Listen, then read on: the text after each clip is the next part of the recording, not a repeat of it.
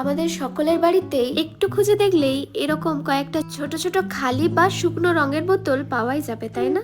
রং শুকনো বা শেষ হয়ে গেলেও এই বোতলগুলো কিন্তু পড়েই থাকে আমাদের বাড়িতে, বা আমরা কখনো কখনো ফেলেও দিই।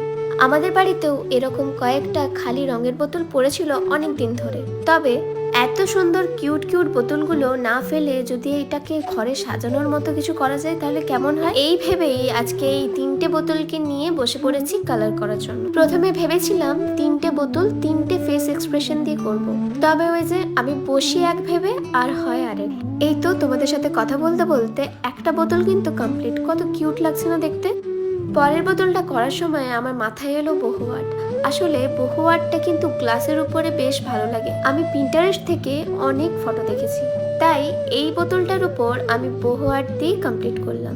আর দেখো বেশ ভালো লাগছিল কিন্তু। আচ্ছা, আমরা সবাই তো ছোটবেলায় এই সব থেকে সহজে রং করার পদ্ধতিটা শিখেছি, তাই না? ব্রাশে পছন্দ মতো কালার নিয়ে একটু ছড়িয়ে দিলে কত সুন্দর একটা পেন্টিং হয়ে যায়। তবে ছোটবেলায় এই সহজ জিনিসটা করতেও কত কঠিন লাগতো।